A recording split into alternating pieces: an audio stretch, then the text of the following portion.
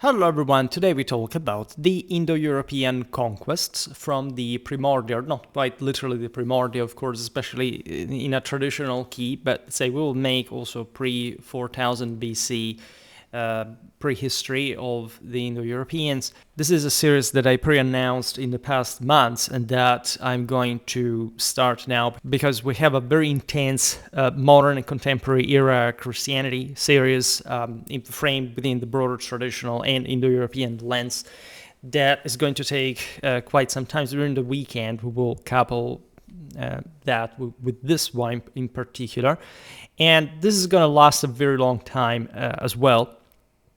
It may take years and years before finishing it. Reason for which today we look at something that is not in fact just the very beginning, but the beginning of the Indo-European settlement in the old world, if we can so call it. It was not so old at the time.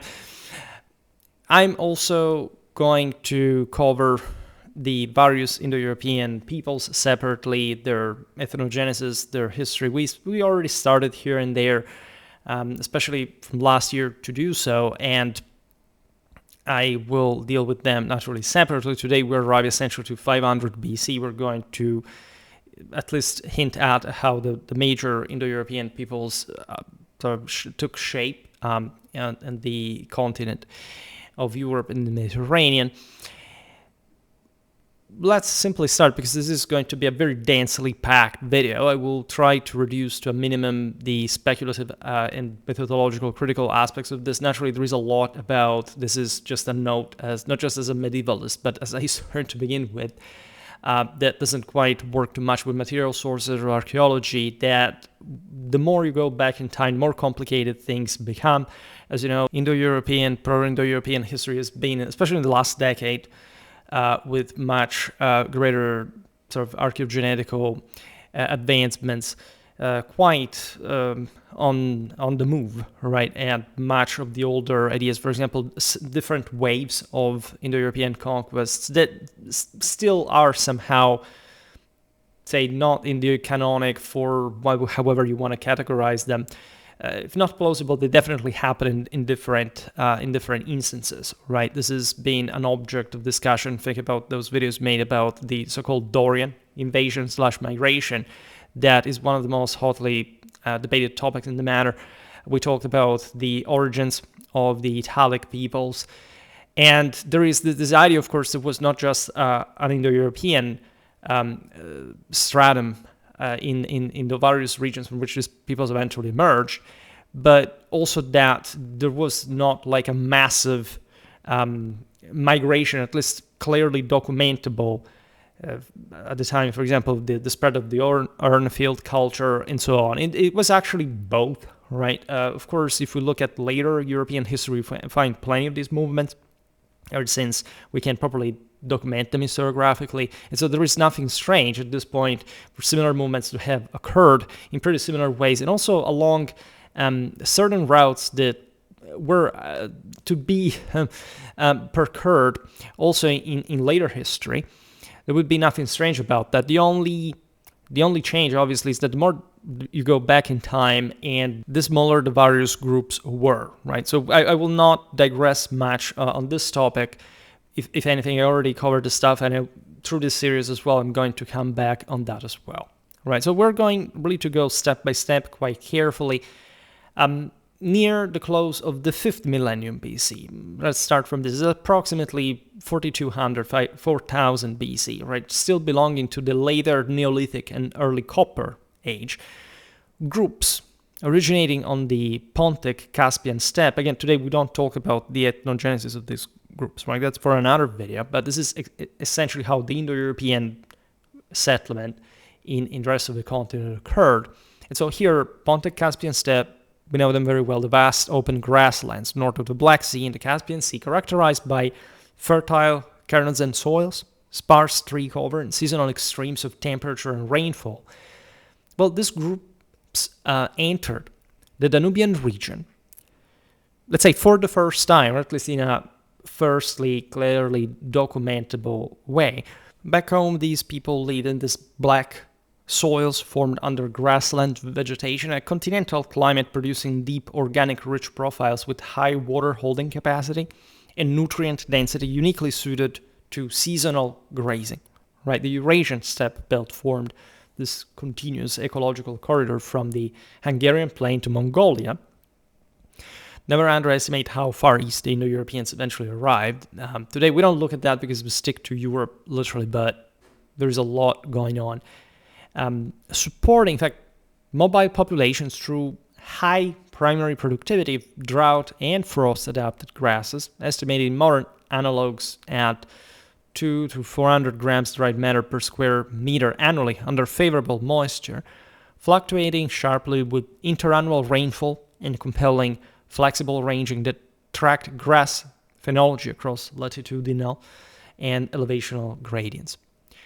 These groups' point of departure was even more specifically the lower reaches of the Don and the Dnipro rivers, natural corridors of movement, trade, as they will remain historically, and exchange linking the forested north, open, steppe, and settled farming worlds to the west and south.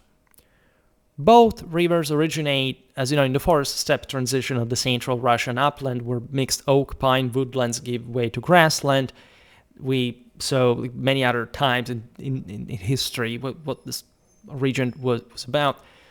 This river's lower courses cut through thick loess deposits, creating broad floodplains, inundated each spring by snow melt, depositing nutrient-rich silt that regenerated pasture. Right, this is something that we've seen also for tactical terrain reasons in the war in Ukraine, as a matter of fact. The Dnipro, so Europe's fourth longest river, by the way, over 2,200 kilometers, enriched floodplain meadows are ideal for winter grazing, while the Don link the Volga basin to the Isles of Sea. Isotopic studies of river sediments confirm elevated nitrogen and phosphorus in these floodplains relative to upland soils, concentrating wild ungulates and domestic herds in the cold season. These river systems form the core of what is known as, in fact, is Serednii Stih, Serednii Stih, that is the Ukrainian for middle stack or middle haystack cultural horizon. One of the earliest fully developed steppe pastoralist societies, you know what horizon means in archaeology, right? Of the mid-5th to mid-4th millennium BC, radiocarbon sequences and Bayesian modeling of more than 150 dates place the Serednii Stih horizon formative phase at approximately 4700, 4100 BC. We're not looking at that in particular. Mature phase to around the mid-4th millennium BC, demonstrating gradual intensification of mobility rather than abrupt appearance, which is a bit the key, as I was saying before, and especially for these early days. Never underestimate human mobility, but don't overestimate, in this sense, societal organization at this point in history. Excavation at roughly 100 associated sites reveal small riverside villages spaced 15 to 25 kilometers apart along the middle Dnipro and lower Don. These distances are very clearly corresponding to the daily foraging radius of cattle under traditional pastoral regimes, and minimizing competition for limited winter pastures between groups that we can expect also that they bit the hell out of each other as well. Now, communities develop mobile lifeways based on temporary settlements of simple rectilinear dwellings of timber frames packed with clay, the so-called wattle and daub, and thatched with reeds or grasses. Experimental reconstructions show a typical dwelling could be erected by a small work party in fewer than 10 days and dismantled in 2 or 3, all right, allowing seasonal relocation when local forage or fuel was depleted.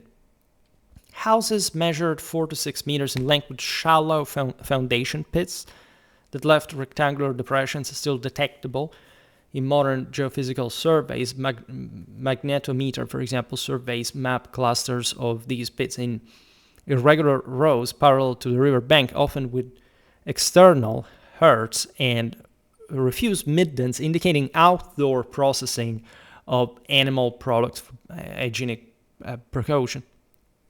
Permanent villages would have been vulnerable to resource exhaustion, rating and climatic fluctuation, needless to say. I never really made, as a military historian, a sort of military prehistory of these times and places. I made a video about horse domestication and later chariot and cavalry warfare development. We sort of have more than something actually about that. Today we'll partially address it for obvious reasons. Now, paleoclimatic reconstructions from lake level fluctuations and pollen diagrams indicate, again, the methods can be relatively debatable, but this is not the point. This is what we're told, in any case, by scholarship, that episodic droughts, which are also obviously plausible, like lasting 1 to 3 decades in the mid-5th millennium BC, rendering fixed settlements they're unsustainable without alternative grazing zones. This is at least always the explanation. It's climate change. It's environmental change. Well, I think that human groups can easily decide what to do with their life without too many environmental factors strictly associated, decisively associated with that. These were surely serious issues, especially in such a fragile economy, like you can imagine, some millennium before Christ. But there is always a sense of agency that gets, perhaps in absolute terms, underestimated brutally. All right. Now, these people practiced a mixed economy of cattle, sheep, goat, and pig herding, reliant on selective breeding and seasonal transhumance, as we've seen between complementary ecological zones. Faunal assemblages show a gradual increase in cattle relative to sheep and goat after the mid-5th millennium, consistent with higher milk yields and greater drought tolerance of Bos taurus under steppe conditions as well. Pig remains really relatively low, right, reflecting dependence on forest edge mass that became scarcer as grassland expanded. Cattle supplied the bulk of meat and secondary products such as hides. Sheep and goats provided wool and milk processed into durable cheeses suitable for transport as well. Residue analysis of ceramic vessels recovered ruminant milk lipids in more than 3/5 of sampled pots, indicating dairy processing was already routine centuries before the classic Yamnaya horizon that we will see in a while. Now, this was combined with hunting of red deer, whose annually shed antlers supplied a renewable raw material for tools and ornaments without killing the animals. We will talk about, of course, like things change. Eventually, there's a beautiful deer traditional symbolism, which I partially addressed in that video last year about the Indo-European urfolk, so to say. We have wild pig from gallery forests and forest steppe habitats, and especially wild horses that will become truly central, as you know, to Indo-European identity to this very day. You know how much we stress that millenary continuity on Schwerpunkt, especially in our series about the history of knighthood. Now, red deer antlers were systematically worked into mattocks, hammers, and possible bridle elements. Microwear studies revealed polish and striations consistent with digging and hide working rather than the lateral stresses expected from bit assemblies, supporting interpretation of most perforated tines as multi-purpose implements. The latter phrase, by the way, is obviously referring to the lack of certain horse riding capacity, because of course, like there was a debate. We will cite Derevka later just to prove the point that even though, of course, there was some form of horse riding, this was always started, but let's say it wasn't any particularly functional one. It took too many horses and coordination to watch over cattle. There was no such thing like a cavalry arm. As such, we describe this especially in our videos about the later Bronze, early Iron Age, where there is properly, after, by the way, the era of chariot warfare domination that starts even millennia after this one we're seeing here. In fact, like a proper cavalry arm and not just some runners that sort of would have accompanied at that point in history the war chariots as a tenant rather than a proper cavalry. For they developed like that, but this is not happening at this point. The Indo-European migrations, as we'll see now, for millennia happened alongside with horses that these communities brought with them, but not in that mounted sense of meaning that these were simply horsemen. The thing developed actually quite over time. And even though, again, there would have surely been this crazy idea of riding a horse at some point and to move, especially more quickly, etc., this didn't develop into a cohesive way of war until fairly later in time, and especially sort of being dominated by chariot warfare initially. And I don't think on Schwerpunkt we need to repeat this, right? In any case, current genetic and archaeological consensus identifies Serednii Stih as a primary ancestral population for later Western steppe herders, the broad grouping that gave rise to the Yamnaya and related peoples. Whole genome data from more than 20 Serednii Stih individuals modeled their ancestry as approximately 60 to 70% Eastern hunter-gatherer and 30 to 40% Caucasus hunter-gatherer, a mixture that later formed the core of the Yamnaya genetic signature after further admixture. So the horizon's genetic profile is essentially continuous with that of the later Yamnaya. So there's also a term, as you know, Russian for related to pits, essentially referring to the pit grave tradition, and corded ware horizons with additional early European farmer, right? Admixture acquired through contact with the Cucuteni-Trypillia complex. The early European farmer component is most closely matched by samples from, in fact, the Western Trypillia sphere rather than contemporaneous Balkan or Carpathian farmer groups, indicating gene flow primarily along the Dniester southern Bug corridor, so the one between the Carpathians and the Black Sea. That was always, in fact, that trafficked of a highway.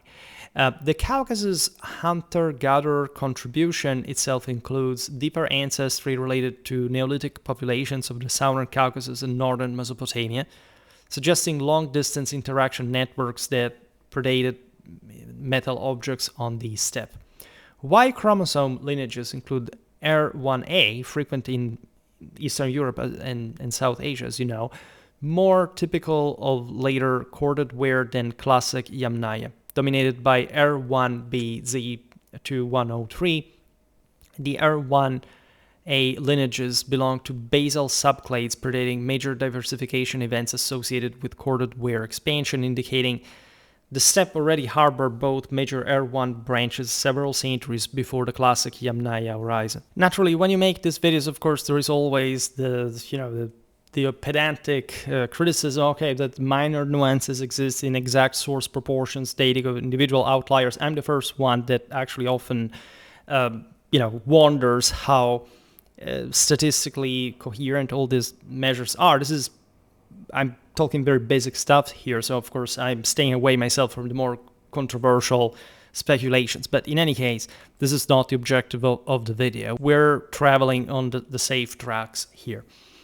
Now, Serednii Stih already displays cultural features, later characteristics of the aforesaid groups, including cord-impressed pottery, so vessels decorated by pressing twisted cords into soft clay before firing, producing linear and geometric patterns, often in parallel horizontal bands, and ochre-sprinkled supine burials with raised legs, so with the bodies on their backs with knees flexed upward, covered or surrounded by powdered red hematite pigment, densest around skull and pelvis. This is not going to be a video about traditional religion, but we're incredibly well aware of the fact that the blood-like color is obviously associated with life, blood, energy, and vitality. We've seen how this also figured in sacred royalty by the time we can document proper Indo-European mythology, sacred text, and so on. So this is what we will leave for those kind of videos, but you immediately find, of course, these relatively easy references to something that will take shape later. Now, experimental archaeology shows the most common cord impressions match nettle or flax fibers twisted under controlled tension, produce distinctive S or Z twist identifiable even on eroded sherds. The ochre is typically high-purity hematite from local iron oxide outcrops. The settlement at Derevka occupied roughly 2,000 square meters on the right bank of the Omelnik, a small tributary of the Dnipro, on a low promontory later partially submerged by the Kamianske Reservoir. The Omelnik Valley provided a sheltered microcosm with permanent fresh water and gallery forests supporting year-round occupation and opportunistic hunting of migratory equids as well. Excavated extensively in the Soviet era, we're talking between 1960, I think, and 1983, yielded 3 dwellings, 6 yurts and 2 associated cemeteries spanning earlier Dnipro, Donetsk, and later Serednii Stih phases. The earlier cemetery contained extended supine burials without ochre. The later graves displayed the flexed leg posture and red pigment treatment diagnostic of Serednii Stih. It consisted of a cluster of shallow rectangular house pits with open work areas and refuse middens that yielded over 2,400 horse bones, representing at least 51 individual animals and nearly 9,000 kilograms of meat. Enough, under conservative caloric estimates, to supply several hundred person years of protein. Horse remains constituted thus approximately something between 3/5 and 3/4 of identifiable mammal bones by number of specimens, far exceeding cattle or wild game at the same location, in confirming specialized hunting rather than a typical pastoral settlement. Comparative faunal data from contemporary sites farther east show markedly lower equid frequencies. Detailed osteological profiles reveal a predominance of young adult males aged 3 to 6 years, matching the composition of bachelor groups that form outside main harem bands of wild horse populations and are more vulnerable to predation as well. Metric studies of nearly 900 bones and teeth demonstrate a male-to-female ratio approaching 9 to 1, consistent with selective hunting of bachelor groups rather than random sampling of a managed herd. The near absence of foals and aged individuals further argues against a managed herd. This age and sex structure, together with the absence of unambiguous pathological markers such as bit wear on the premolars or vertebral compression fractures, is now interpreted as evidence of intensive specialized hunting of wild equids within a mixed subsistence regime that also included substantial contributions from domestic ruminants and aquatic resources. Stable isotope analysis of collagen yields delta carbon-13 and delta nitrogen-15 values consistent with pure C3 grassland diets and trophic positions expected for free-ranging wild equids. Lipid residues from pottery vessels demonstrate that equine fats predominated, alongside smaller proportions of ruminant adipose tissue and aquatic lipids from fish and freshwater mollusks harvested from the Omelnik and the Dnipro, buffering periods of low terrestrial yield. Earlier interpretations treating the age and sex profile as proof of managed domestic herds or regarding certain antler tines as chick pieces for bridles have been abandoned, especially in light of more rigorous dating and pathological study. In fact, re-examination of excavation records show the antler objects, typically 8 to 14 centimeters long with single or double perforations, were recovered from mixed contexts that also contained later material, used where microscopy reveals rounded edges and polish consistent with prolonged contact against soft materials such as leather or plant fiber, more readily explained by tool or ornament used than by high-stress contact expected from a bit chick piece. The single claimed bit wear specimen from a stallion skull, long-sided.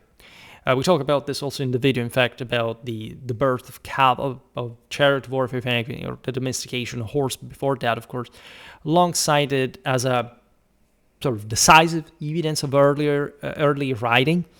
has been directly radiocarbon dated by multiple accelerator mass spectrometry dates on the skull and associated with the Iron Age. Therefore, something roughly sort of the half of a millennium from early to late first millennium BC, so Scythian times, rather than the Neolithic occupation, coinciding, in fact, again, with Scythian and already that possible Sarmatian presence when bit use and mounted warfare are independently attested, and we're all very aware of it. So this was a big question mark. We know how difficult it is, even for much closer times to date, certain finds, I don't know, in the Middle Ages. You can't imagine, in a sense, given the breathtaking pace of technology, in absolute terms, especially in relative terms to us, not for the time. Actually, these were pretty brutal, accelerating changes from their perspective. Let's say removes the principal support for horseback riding at Derevka, right?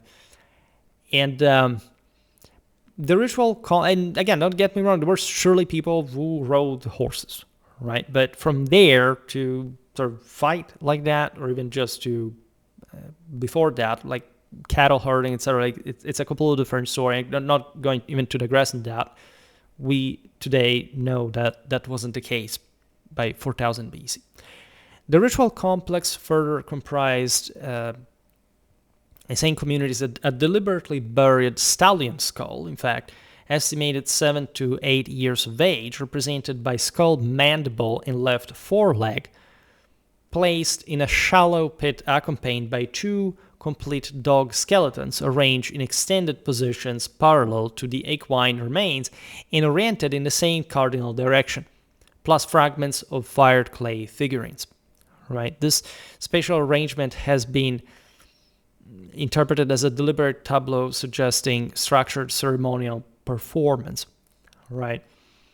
It's obvious that the centrality of the horse in Indo-European culture is evidently quite early, and it will essentially be associated itself with also the taming, the domestication of the horse, the eventual lordly development of equestrian warriors, and in the sense as hunters and people that really expand in this broader universe that we've seen from Indo-European theology and phonetics in the mythologies, the entire sense of the procession, literally of the Imperium, of the Holy Ghost, and molding like the word in the hero's image.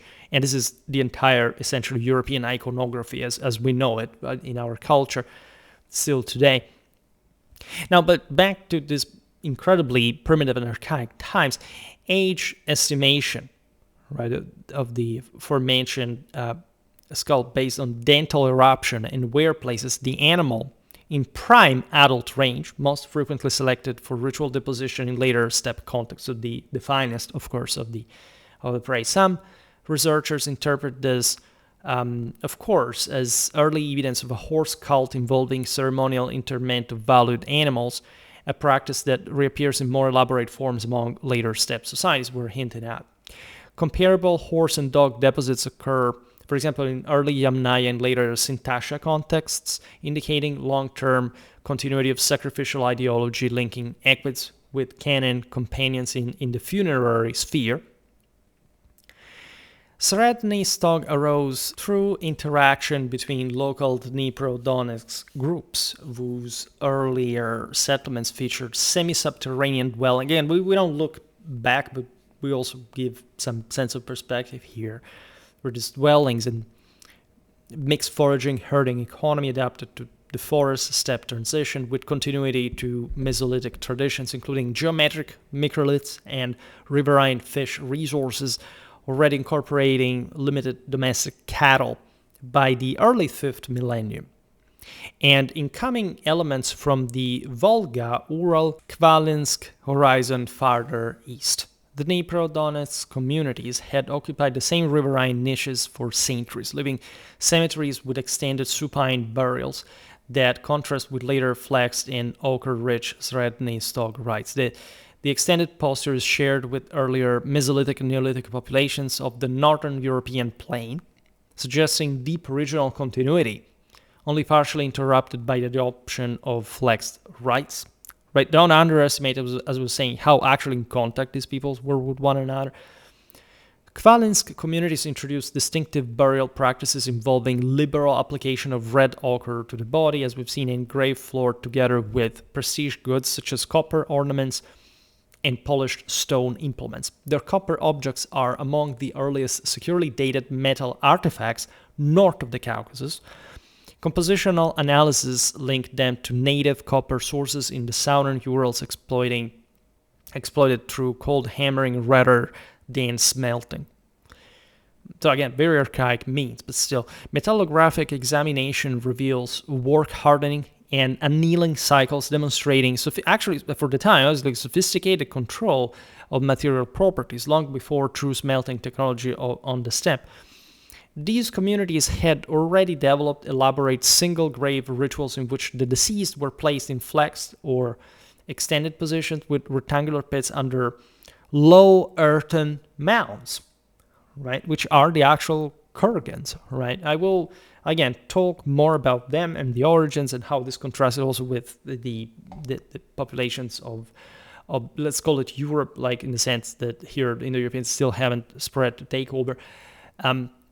As you know, the term kurgan is a Turkic-derived term for burial mounds that became the hallmark of steppe elite burial for millennia, right? And actually is proper of practically the entire concept of the sacred mountains of the Olympus, of the Asgardina, also in the myth of the slumbering monarchs, as we've seen in many videos from German folklore to the Mount of Jupiter of Montjoie Saint-Denis. I mean, we don't really need to stress the radical continuity in Indo-European identity, in the metaphysics and the spirituality of Europe, right? And this furnished these burials, these kurgans were furnished with copper ornaments, long flint blades, and stone scepters that prefigured later steppe elite expressions of status. The earliest Kvalinsk kurgans measure only 1 to 2 meters in height, actually in 10 to 15 in diameter, yet already displayed a circular ditch and bank architecture, later standardized in Yamnai constructions. If you visit places like Ukraine, I mean, there are some incredible, breathtaking structures of this enormous, right? At the same time, the Kvalinsk maintained a strong riverine focus on the Volga and its tributaries before their eastern genetic and cultural signals appear farther west in shared ceramic styles and burial orientations. Ceramic cross-dating shows certain Kvalinsk vessel forms and decorative motifs appear in middle Dnipro assemblages by approximately the mid 5th millennium. Early pastoral adaptations first intensified among communities that had previously relied on mixed foraging of wild cereals and game combined with limited herding. Archaeobotanical remains from pre-Serednii Stih layers include wild einkorn and barley, indicating plant gathering remained complementary even as animal husbandry expanded. Of course, the movements that brought these groups into the Danubian region took the form of targeted elite penetrations, like the establishment of control by relatively small, at least high-status groups at selected strategic locations, rather than wholesale invasion or organized mounted warfare. Again, that wasn't such a thing, like it wasn't possible at the time, but still, right, the demographic scale is inferred from the small number of intrusive graves relative to local settlement density, suggesting incoming groups numbered in the low hundreds rather than thousands. True habitual horseback riding and effective mounted combat appear, as we were saying, only later in the 2nd and 1st millennia BC, if we're talking about cavalry rather than chariotry as well. And osteological and genetic data converge on a date after 2000 BC for widespread adoption of mounted warfare, coinciding with the emergence of the domestication to horse lineage and the first appearance of bit wear and vertebral pathologies at significant frequencies. Right, evidence of such intrusive actions is traceable upstream along the Danube from its mouths as far as the Hungarian plain and southward into Macedonia through isolated kurgan burials and exotic weapons in otherwise local cultural contexts. Hungarian plain sites lie along the natural corridor formed, as you know, by the Tish and Danube floodplains. Later major axes of Bronze Age exchange, as we will see. Particular concentrations of intrusive kurgan-style burials and horse-headed mace heads are documented in the Suvorovo-Novodanilovka complex north of the Danube Delta, a short-lived elite phenomenon dated roughly 4300-4000 BC and defined almost exclusively by richly furnished single or double graves under low mounds or flat pits oriented east or northeast with bodies placed supine and knees raised in the distinctive posture that contrasts sharply with the flexed burials typical of local populations instead. So these indicators tell us in a generic sense that, of course, those groups were expanding further southwest. Radiocarbon dates cluster with a 2-century window indicating a rapid pulse of elite activity rather than a prolonged tradition, of course. The complex is known solely from funerary monuments scattered across the northwest Pontic steppe, lower Danube, and Dobruja, with no corresponding permanent settlements identified, underscoring its character as a mobile elite network. They would have had settlements, but just, of course, digging for such ages is somehow complicated. It's completely normal statistically not to have enough of evidence. Survey data confirm, however, in general, the absence of contemporary domestic architecture linked to the grave inventories. The type site Suvorov Second Kurgan 1 measured 13 meters in diameter and covered 4 Copper Age graves. Stratigraphic excavation shows primary interments covered by a thin layer of sterile soil before secondary graves were inserted, indicating multi-phase use over a short period. Its main double interment of an adult male and female rested on a floor strewn with red ochre, with chalk and charcoal fragments that may have formed part of a purification or fire ritual, right? And we all know what that means. Our antennae rise immediately. A combination, by the way, paralleled in a small number of other graves and possibly representing a standardized package. The male was laid on his back with arms extended and legs bent in a rhomboid position, knees outward, feet together, a distinctive marker rarely encountered outside the complex, and the female faced him with slightly flexed limbs. Grave inventories featured Balkan copper tools and ornaments including shaft-hole axes and spiral bracelets, long flint blades from Donetsk sources requiring specialized pressure flaking, triangular spearheads of carefully worked flint, and especially polished stone scepters carved in the form of horse heads, with elongated muzzles and incised eyes. I mean, the mold here, ideologically speaking, is there, right? These guys were already into that, and one can open all the parentheses, can make all the digressions on it. Unfortunately, we don't have enough time for today, but we'll come back on this in other videos. It suffices that we know, of course, very well on Schwerpunkt, especially what this means. The shaft-hole axes belong to a metallurgical tradition centered on the lower Danube and Carpathian basin. This is kind of obvious in many ways. We'll see it also with the so-called Nordic battle axes. But there was stuff that, materially speaking, you could find also in other places from Neolithic farmers. But say the important here is that these encounters that happen, right? Their chemical signatures match ore fields that supplied copper to contemporary Balkan farming communities. Petrographic analysis identifies the preferred raw material of the scepters as dark plagioclase amphibolite, producing distinctive highlights when polished rather than previously assumed porphyry. The source has been traced to southern Carpathian outcrops indicating finished scepters or raw material traveled several hundred kilometers. These horse-head scepters appear simultaneously in the lower Danube, the Dobruja, and even at contemporary Cucuteni-Trypillia and Karanova settlements farther south in the Balkans, signaling targeted high-status penetration linked to long-distance exchange of prestige metals rather than demographically massive settlement. Identical or closely related scepters have been recovered from Kazmimsea in the Dobruja from a flat grave rather than a kurgan, showing the tradition was not exclusively tied to mound burial. From Tripolia B1 contexts and from late Karanova 6th levels, forming a coherent distribution that maps elite mobility. Right? So consider who these people were and what they were doing. Right, and that the aristocratic mentality and the seigneurial, lordly control over these new communities, not just lands.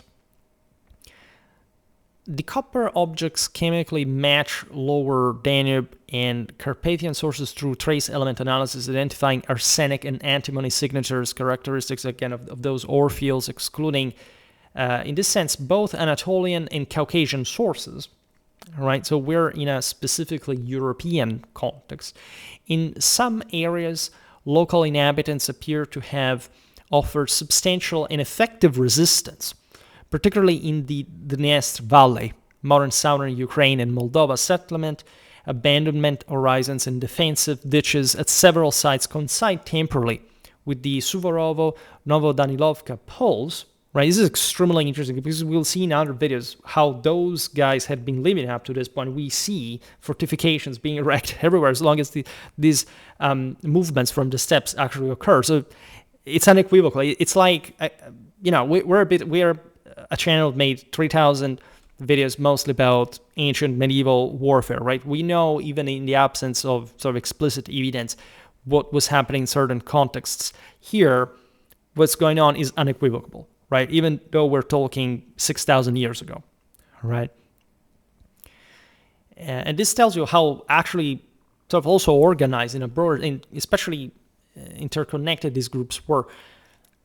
These indicators indeed provide indirect evidence of war, heightened insecurity caused by the nomads. The Cucuteni-Trypillia farming societies of that valley, whose vast territorial extent stretched from the eastern Carpathians to the Dnipro, across some 1/4 square kilometers of forest steppe derived from the distribution of more than 2,000 recorded sites with diagnostic painted pottery spanning approximately, essentially the end of the 6th and the beginning of the 3rd millennia BC, developed some of the largest and most densely populated settlements of prehistoric Europe as well. Their territory encompassed a continuous belt of fertile loess soils, reaching thickness of 10 to 20 meters with high natural fertility and moisture retention that supported intensive mixed farming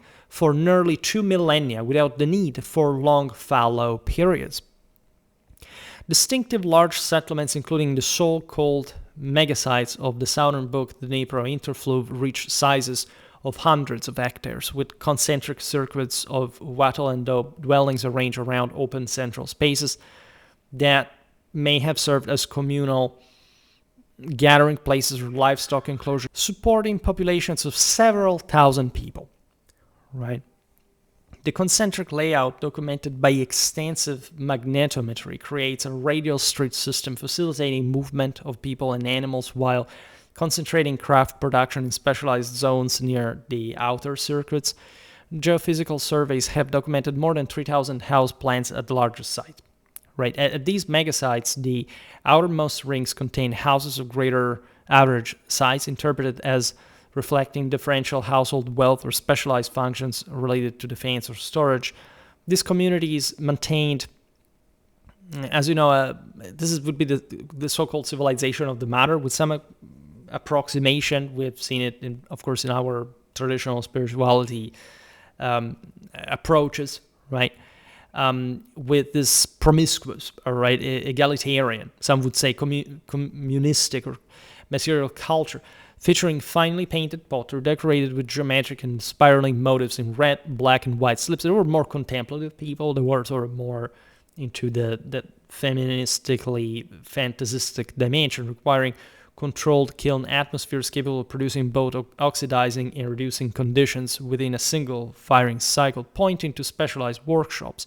In fact, we have that also sense of the worship of the female principle, of the Mother Earth, right? It provided also with this sort of more material, while the herders looked at the horse as looking at as a gateway toward heaven, right? Here we have female figurines of the Mother Earth of fired clay that emphasize especially the torso and hips, as you know. So this Venusian symbolism, most famous in iconography. But again, I'm not going to digress, particularly in spiritual aspects. But there is, as you understand, a deep ethno-anthropological divide in more than one way between these two cultures. Now, petrographic analysis of painted vessels recovered far from production centers demonstrates that finished pots rather than raw clay were the primary items of long-distance exchange. They had built dense, these people had built dense tile settlements, artificial mounds formed by successive rebuilding of houses on the same spot, by the way. This tells you the idea also of the material color, the surplus available to these senators. Less pronounced than in the Balkans, however, because many houses were burned and leveled rather than continuously rebuilt, so these were still frontier areas, admittedly. In fact, the core of the other culture is somewhere else.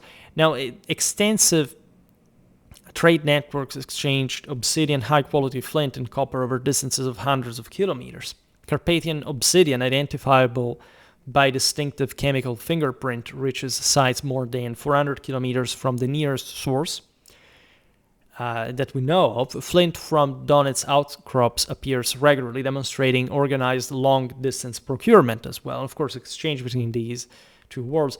These networks may have buffered the, in fact, initial impacts of steppe contact, yet the societies ultimately showed signs of disruption and partial abandonment in successive phases, particularly after the mid-4th millennium, when climatic aridification as well, even though, again, never overestimate climatic changes, evidenced apparently by declining lake levels and expansion of steppe vegetation at the expense of forest, but also, most importantly, I would always argue, internal social transformations that, of course, can be compounded by those aspects as well, but are much, much more dynamic and changing, combined with especially steppe contacts, see invasions, disruption, to produce the late post-Trypillia groups and the hybrid Uzatovo culture near the Black Sea coast. Lake-level reconstructions from the lower Dnipro and southern Bug basins show this, again, sustained drop beginning around 3600 BC, coinciding with the first major wave of megasite abandonment, but it may be really over-pushed as a concept. Pollen sequences, I mean, let's be honest, it's too far away in time to have any clue about what was actually happening with the climate, as opposed to what was actually happening in a political, military, and social sense, right?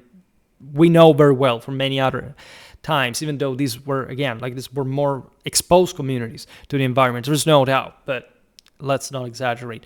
Now, pollen sequences document gradual replacement of mixed oak woodland by open steppe and grassland attacks after, again, in fact, the mid-4th millennium, with an increasing pastoral indicators such as Plantago and Chenopodiaceae, consistent with intensified grazing pressure on remaining woodland margins.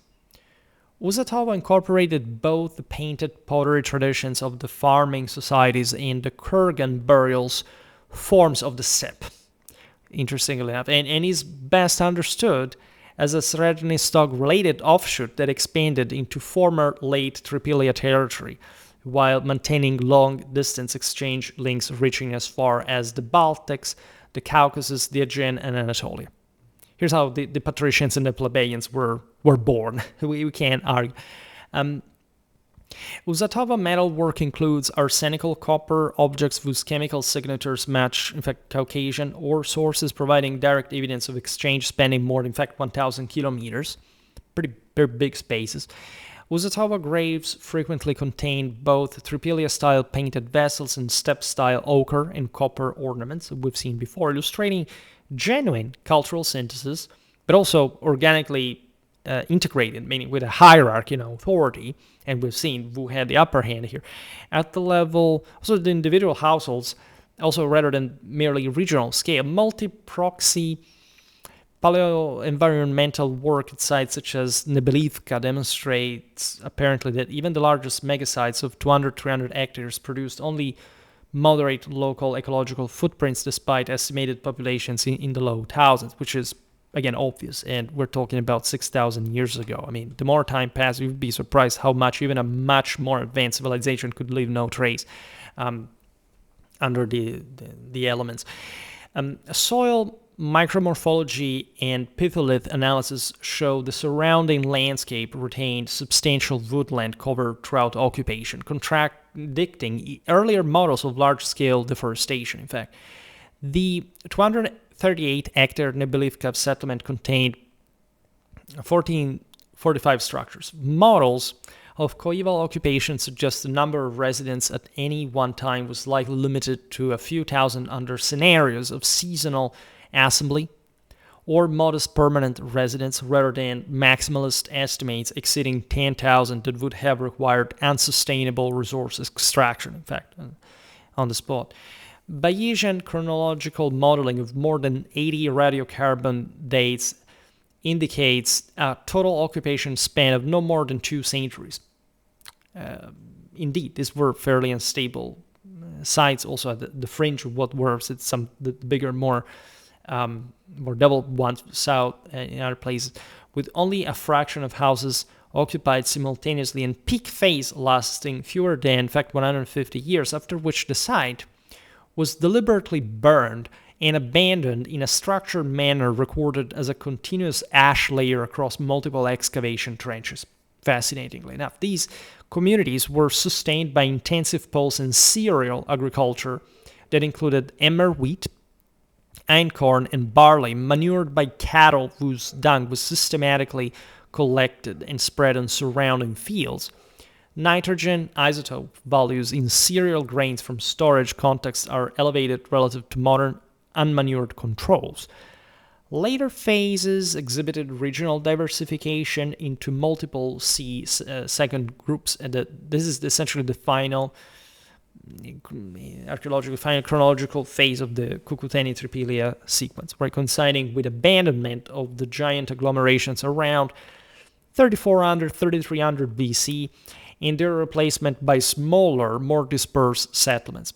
The second phase is marked by reduction in the scale and complexity of painted pottery as well, painted pottery decoration, and appearance of new ceramic forms, showing stylistic influence from neighboring steppe groups as well. And this is something that, as you know, recurs across the settlement of Indo-Europeans in Europe, right? Think about geometric pottery and the sort of the Urnfield concerns that I was saying before, the so-called Dorian migration.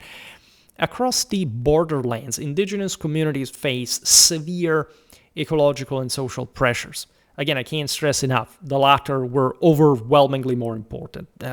Personally, I have no doubt, of course, like there is debate, but it's more like a philosophical take rather than you can't prove otherwise. I'm sure that, okay, you can't morally and scientifically prove that the latter, of course, was disproportionately more important, but still we live in a world of materialists and determinists. So it's the climate change, it's environmental issue also, but not decisively, as we know from human history. Leading in many areas to displacement, strategic withdrawal, in fact, or forced accommodation involving intermarriage and adoption of new prestige networks. Genetic data from late Trypillia and early Usatovo individuals show elevated frequencies of steppe-related ancestry relative to earlier phases, consistent with gene flow accompanying the cultural synthesis. We're talking in poetic terms here. Now, while reconstructing exact prehistoric linguistic maps remains challenging, needless to say, instances where incoming elite minorities assimilated into denser local populations occasionally mirrored later historical parallels, to say. And this is typical, again, the idea of a true elite at that point of Indo-European conquerors over these agricultural farming societies.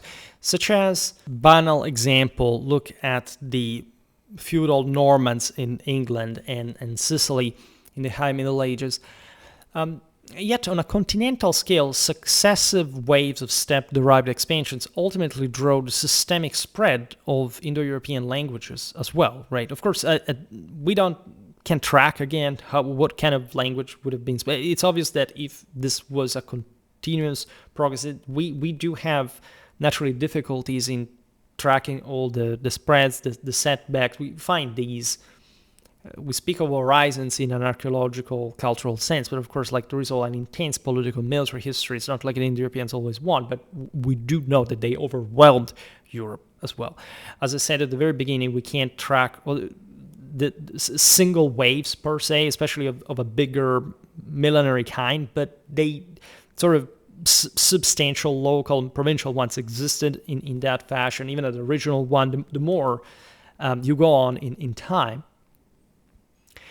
And this is how our family, large family, linguistically including most tongues of Europe, Iran, and northern India, are reconstructed as descending from this common ancestral tongue spoken on the steppe. In our Indo-European Theology Through Phonetics series, we are sort of pretty much nailing it as far as the sort of the mentality and properly the spiritual meanings behind it. We can precisely, surgically trace through Indo-European phonetics how they understood the procession of the divinity, for example, how this conquest was truly a world molding in a providential sense, meaning the capacity of foreseeing the future and therefore in translating somebody's will to power into actual dominance, into actual spread of Indo-European life and power. This was obviously a process defined as much by deep demographic turnover and systemic amalgamation of populations, as well as by open war, right? Comparative linguistics places the primary split between the Anatolian branch and the remaining Indo-European languages at a time depth consistent with the late 5th or early 4th millennium BC, aligning with the earliest steppe movements in the Balkans, right? We will see now what that means. Now, the point of origin of this further, like, one could identify this, again, as some major waves, even though they didn't have that level of, again, intercontinental,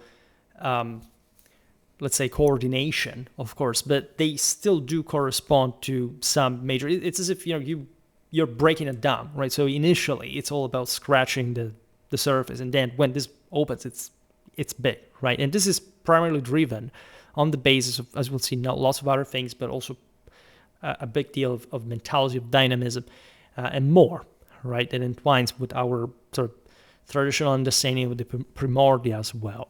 That's when we are also kind of getting a lot more evidence, but also the picture gets bigger, right? And so we have to make more synthesis as well in order to explain it. The point of origin of this quote-unquote second major wave appears to have lain farther east than that of the first, in the area north of the Caucasus. Ancient DNA from the North Caucasus Piedmont shows that populations ancestral to the Yamnaya already possessed the characteristic steppe genetic profile by approximately 4000 BC. On this occasion, pressure was exerted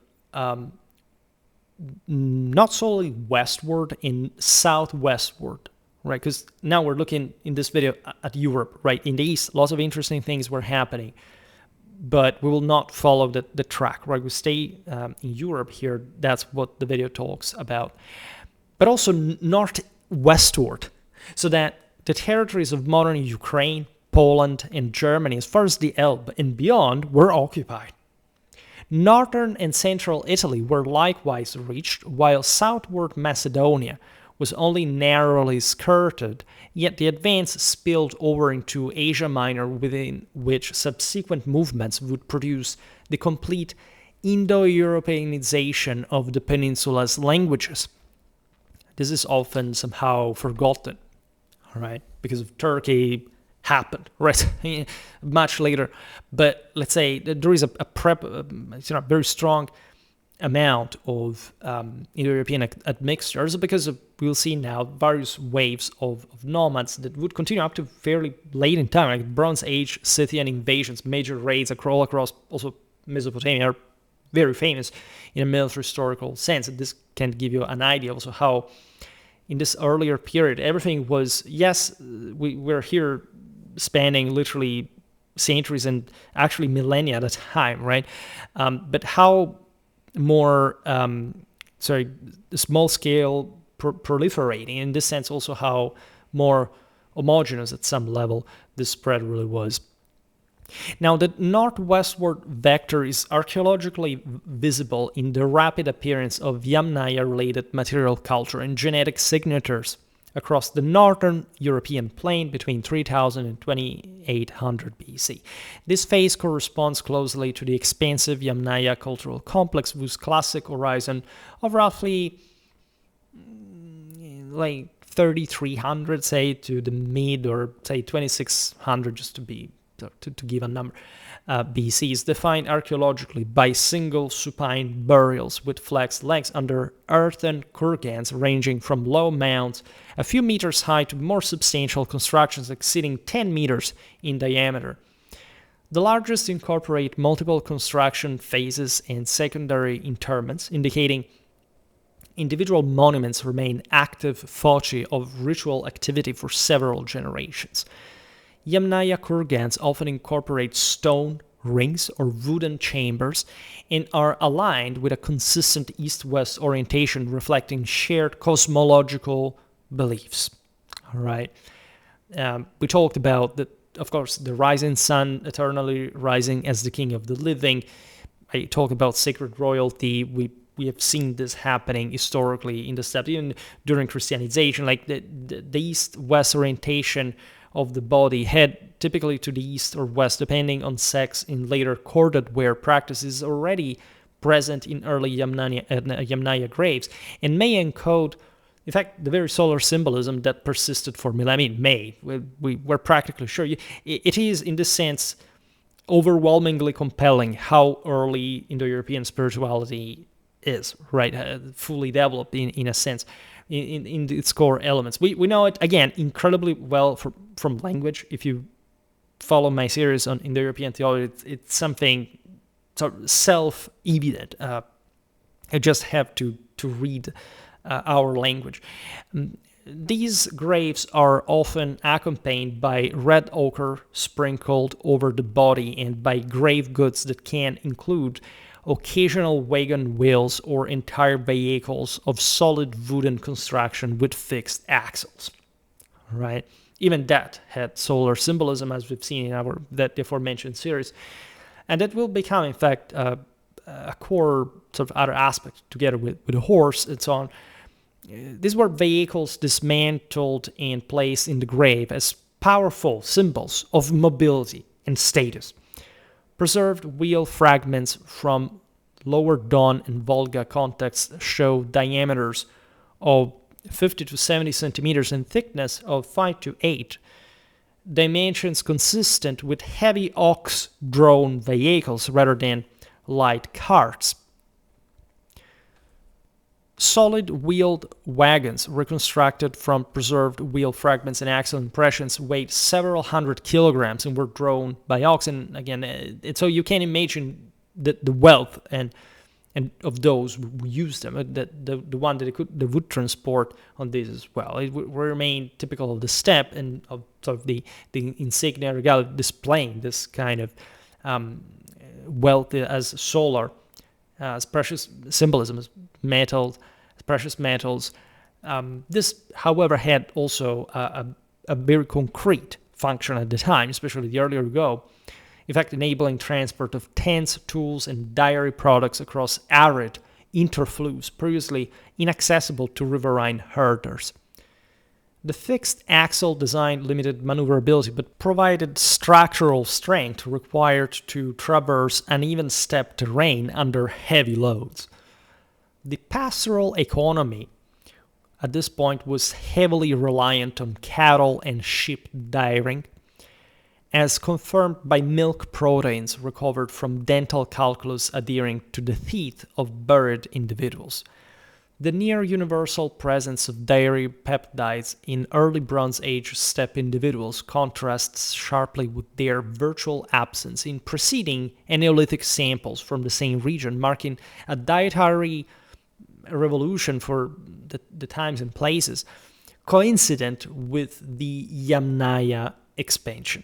Genetic evidence indicates that core Yamnaya formed through admixture around 4000 BC in the Dnipro-Don region that we started from. This population is in fact closely related to Serednii Stih, followed by a period of relative isolation inferred from low levels of additional farmer ancestry in classic Yamnaya genomes compared with more mixed profiles farther west, before the classic horizon crystallized and expanded after 3300, as we said before.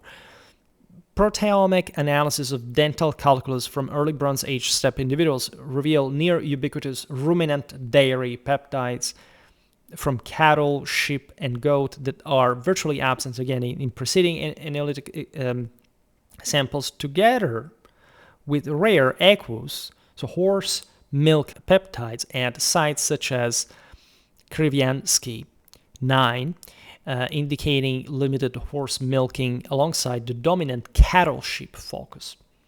The rarity of equus peptides, even at sites where horse bones are abundant, suggests horse milking remained occasional rather than staple throughout the Yamnaya period. They used them for transportation, and they ate them. Right? In a sample of 56 individuals spanning 4600 to 1700 BC, dairy proteins were recovered from 15 of 16 early Bronze Age specimens.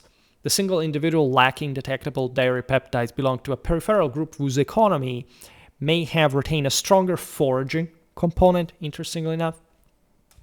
The shift to near universal dairying enables sustained mobility across previously marginal arid interflows by providing a reliable, storable source of fat and protein that could be preserved as cheese or yogurt. Experimental studies of traditional steppe dairy processing demonstrate that soft cheeses and fermented milk products can be stored for weeks or months under cool, dry conditions. The adoption of solid-wheeled ox-drawn wagons enabled exploitation of open grasslands away from river valleys, while horses, though present and sometimes milked, as we explained, appear to have played a secondary role in bulk transport compared with later chariot-using groups whose lighter spoked wheels permitted higher speeds. Skeletal pathologies consistent with habitual riding remain rare among Yamnaya individuals, and the Dom-2 modern domestic horse lineage, first attested in the lower Volga and Don regions around 2200-2000 BC, and rapidly replacing earlier horse populations across Eurasia within a few centuries, only fully emerges, in fact, later in the third millennium, through selective breeding that produced animals better suited to riding and traction. Right? So you have their chariot warfare. Earlier claims that Yamnaya groups were already accomplished horse riders have been substantially revised in light of the osteological and genetic evidence.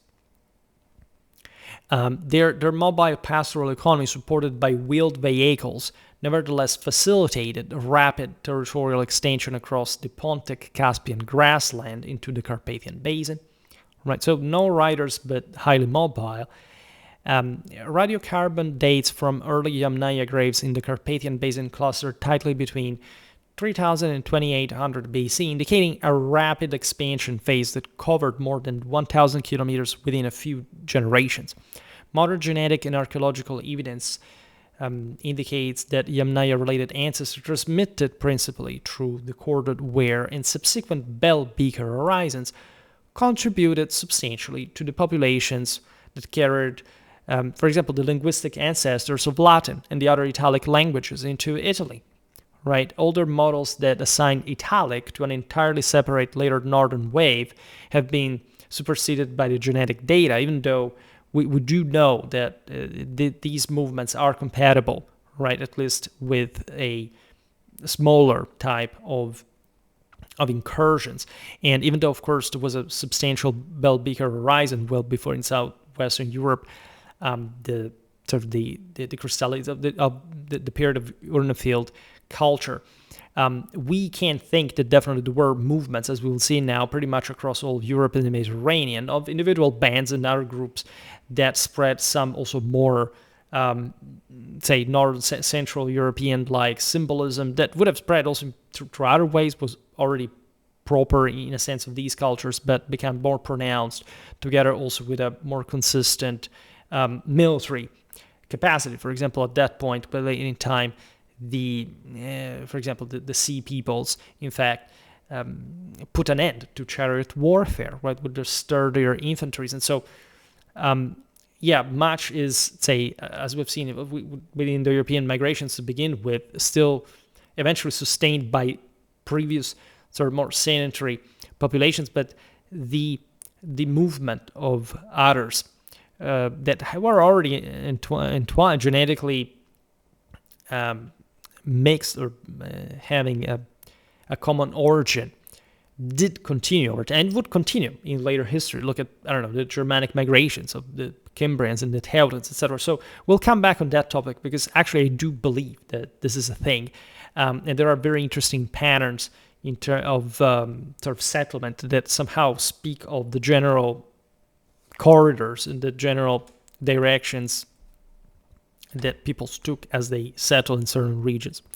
Now, for example, genome-wide analysis of Iron Age Italian populations showed that the steppe-related component in Italic-speaking groups is mostly closely matched by corded ware rather than by classic Yamnaya samples, for example, supporting a Northern European intermediate stage, right? After all, we've been talking elites all the time here, so I'm personally convinced that it was both at the same time. And most obviously, I mean, we see it throughout also later history, right? The fact, I don't want to digress here because there is not enough time, but just this fixation just on the, if it's not there, you can't say that happened. Right, it has to be clear-cut, either in a way or another. It doesn't make any sense in any historical or scientific fashion, right? This, personally, I believe. But in any case, now, during the 3rd millennium BC, further movements and network expansions of steppe-derived groups issuing from the Pontic-Caspian region once more transformed Central and Eastern Europe.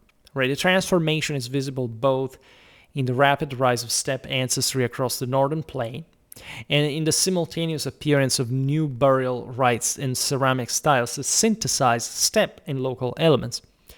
The Indo-European speech carried by these and subsequent networks contributed in various ways to the branches that eventually emerged as Hellenic, Indo-Iranian, that is Aryan, and the Western Indo-European grouping, so Italic, Celtic, and Germanic. I talk about this. We actually need to make more videos about the Cantum-Satem divide, but we already addressed this. There is also, as you know, Tocharian affinity further east, but anyhow, which descended largely from the languages of groups expanding across northern and central Europe. Now, linguistic paleontology of the reconstructed Western Indo-European vocabulary includes terms for wheeled vehicles, as we know very well, metallurgy and pastoralism that align closely with the material culture of the corded ware and bell beaker horizons.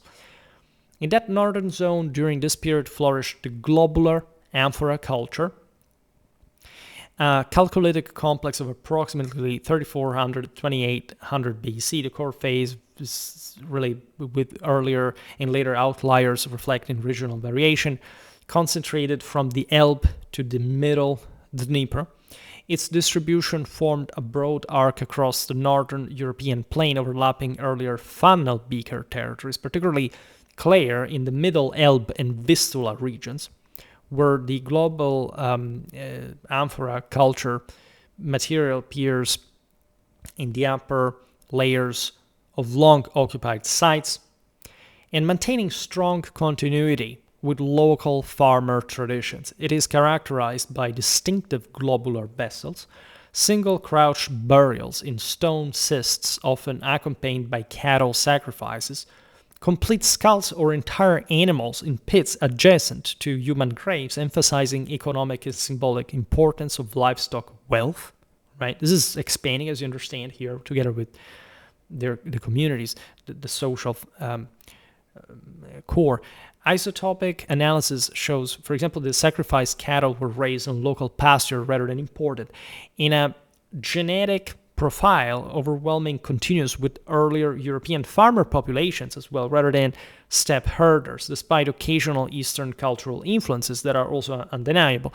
Ancient DNA demonstrates approximately almost three-fourths early European farmer ancestry mixed with Western hunter-gatherer components and negligible Yamnaya-related input, with Y chromosome lineages dominated by I2 subclades, that is, the common among European hunter-gatherers and some early farmers, rather than the R1A or R1B markers that later characterize corded wear. Genome-wide analysis confirm, in fact, the globular amphora individuals cluster closely with preceding Middle Neolithic farmer groups and show no detectable steppe admixture until the subsequent corded wear phase, we will see now.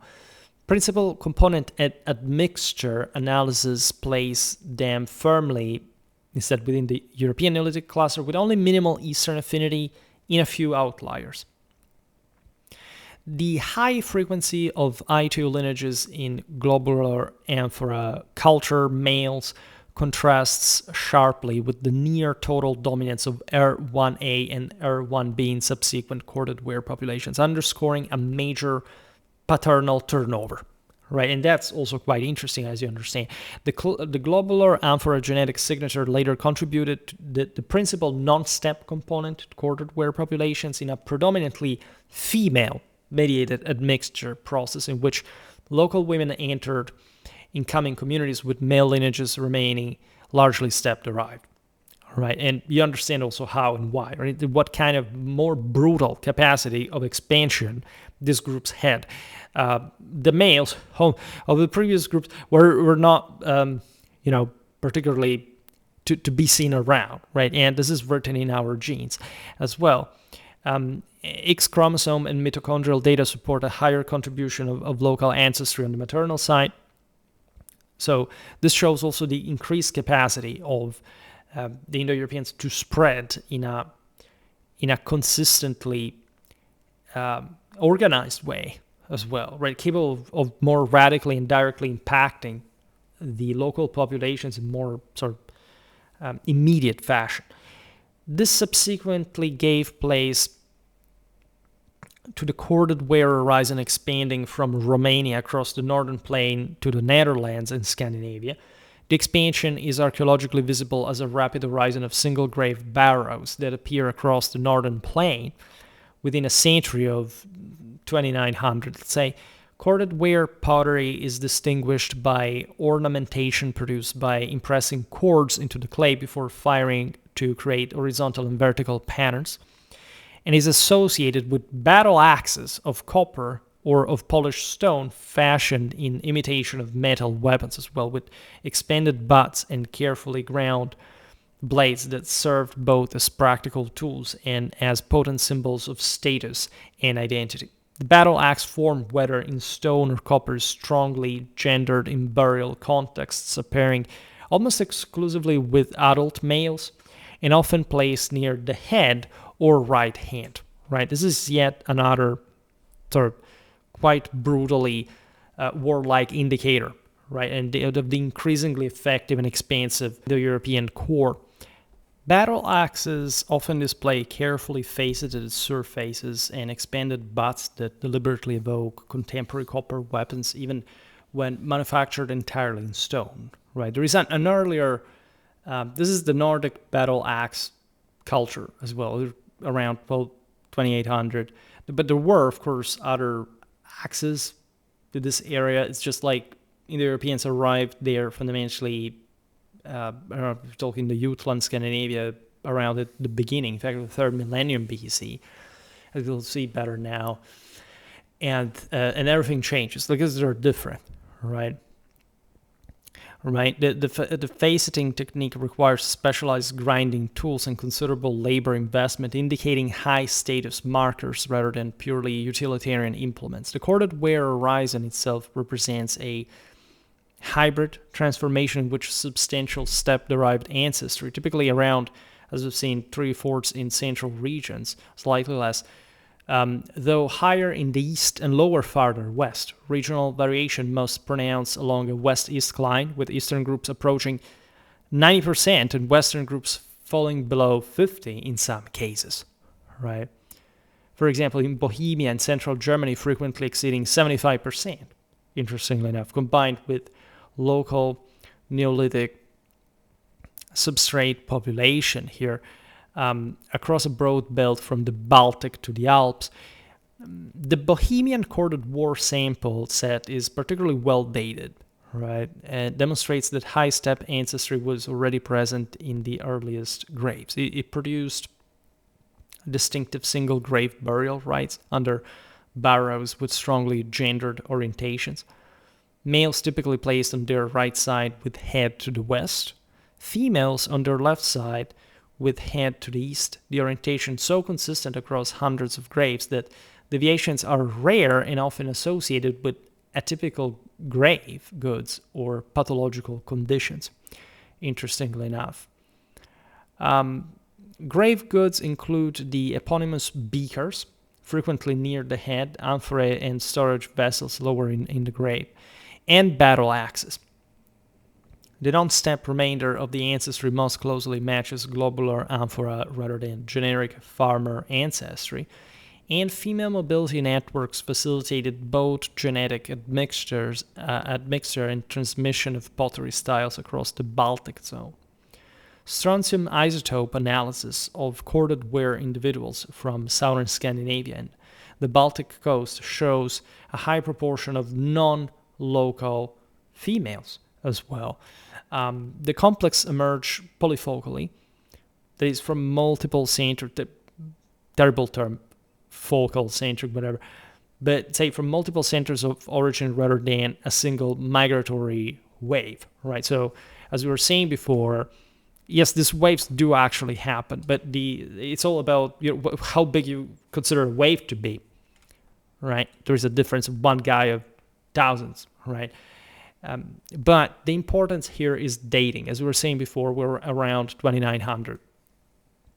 The polyfocal model is supported by obviously the simultaneous appearance of early corded ware material in multiple regions without a clear unidirectional gradient from a single source area, right? Just advanced, like they spread, they proliferated.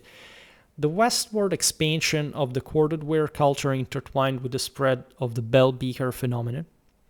The chronological overlap between late corded ware and early bell beaker in Central Europe is tightly constrained by radiocarbon dating to the centuries around 2400 BC.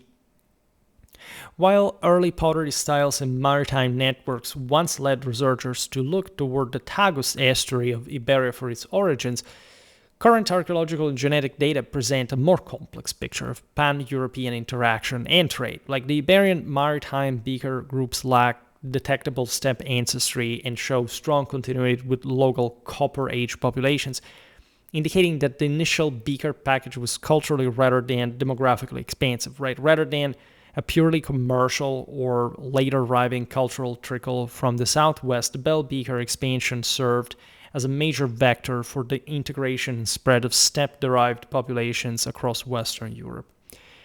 In Central Europe, the beaker phenomenon coincides with a second pulse of steppe ancestry that further elevates the proportion of Yamnaya-related genetic material already present from the corded ware horizon that is pretty strong, as we know. So Yamnayas were from the Black Sea, as we've seen it, whereas, say, talking of watersheds in Europe, right? So between the Baltic and the corded ware in the Baltic. So it's this also quite strategic area for the further spread across Europe.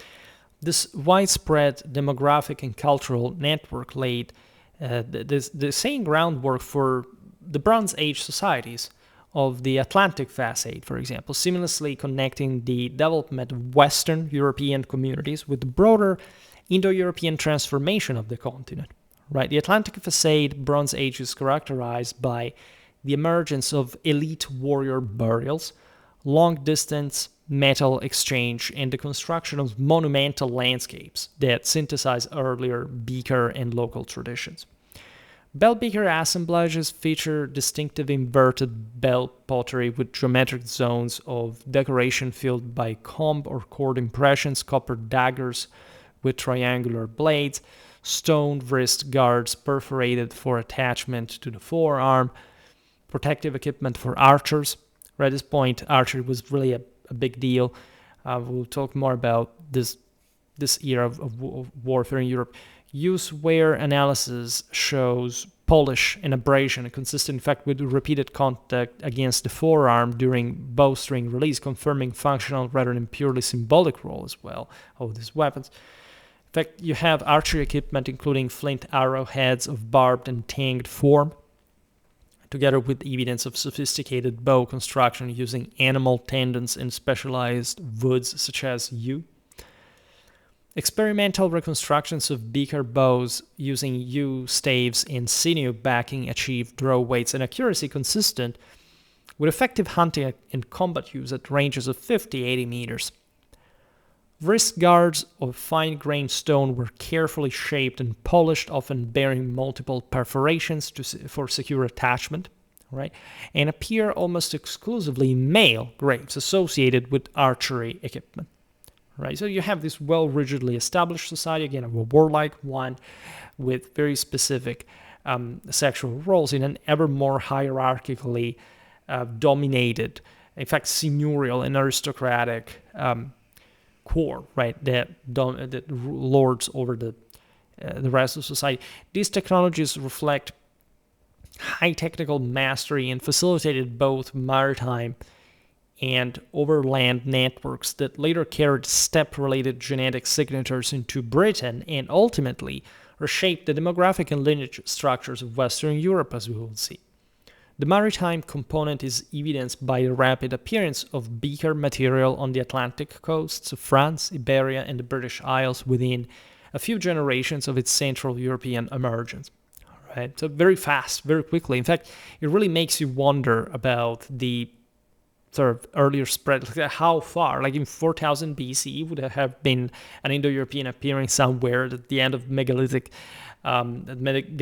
horizons, right? On the Atlantic, it is possible, right?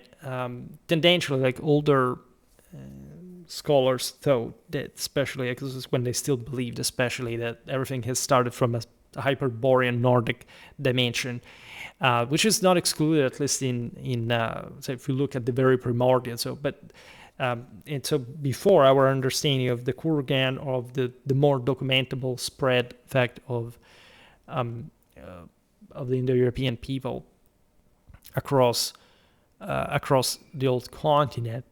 And so, as I always said, also today, never underestimate human mobility in particular, right? Genome-wide data showed that the initial Iberian maritime beaker groups largely lacked steppe ancestry, whereas the spread of the phenomenon across Central Europe and Britain introduced high levels of steppe-related DNA. The contrast demonstrates that the beaker package was transmitted through both cultural diffusion and endemic expansion depending on the region. This later migration resulted in approximately 90% turnover of the preceding Neolithic gene pool in Britain, interestingly enough, within a few centuries.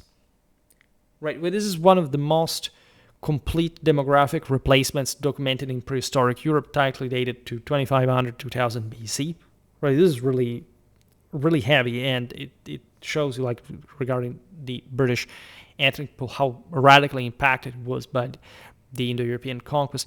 In fact, alongside a near total replacement of indigenous Copper Age Y chromosomes by R1b lineages across much of Central and Western Europe, in particular in Britain, the incoming beaker-associated population carried predominantly R1b P312 paternal lineages that largely replaced the earlier I2 and G2 lineages of the Neolithic inhabitants.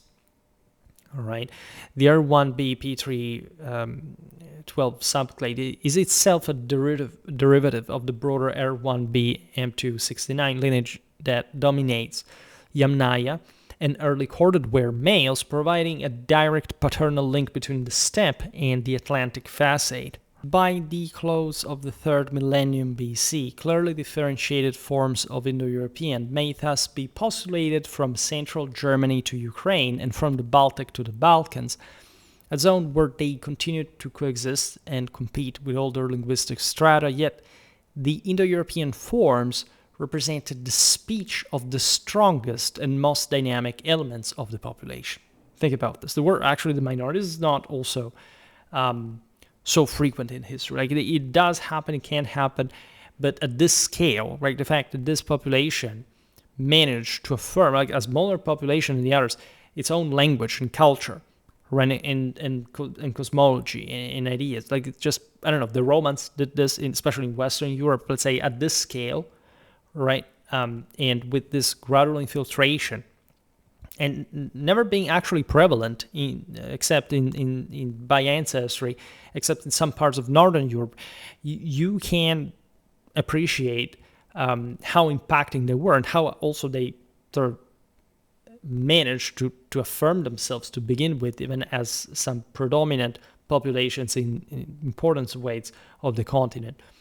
Now, the coexistence of Indo-European and non-Indo-European speech communities is inferred from the persistence of substrate place names, for example, and from structural features of later European languages that point to prolonged bilingual contact.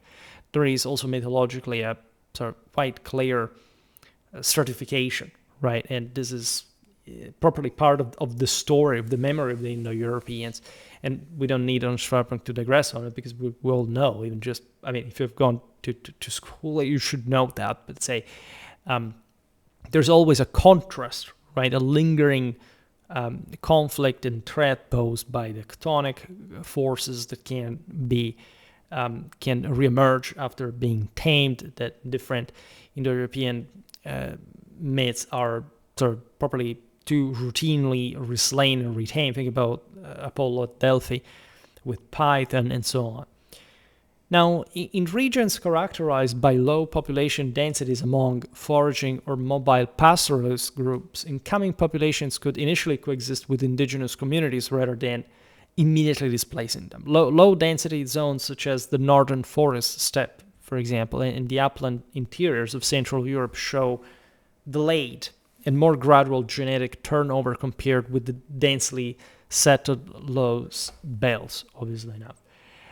From the Pontic-Caspian steppe, homeland with the Anatolian branch having separated earliest, supported both by linguistic phylogenies that place it as the first branch to diverge, and by the absence of steppe ancestry in the earliest Bronze Age samples from central Anatolia.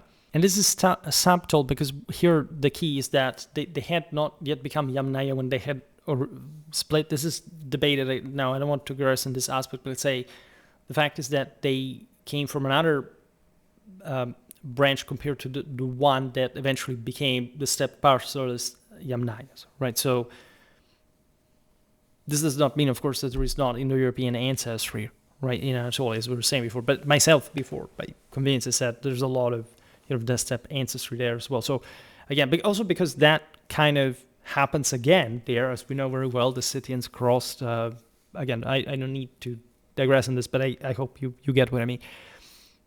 Subsequent waves of Indo-European speakers, in fact, radiated from this core heartland outward across Eurasia, right? So this is also an all initially European thing. Also, the Eastern expansion is somehow happening later in a different way, right? Over the course of the Bronze and Iron Ages, in fact, different branches, including the Indo-Iranian eastward, Hellenic and Italic to the Mediterranean, Celtic to the west, and Germanic to the north, developed through complex webs of migration, contact, and assimilation with older European substrates, eventually shaping the linguistic map of the continent.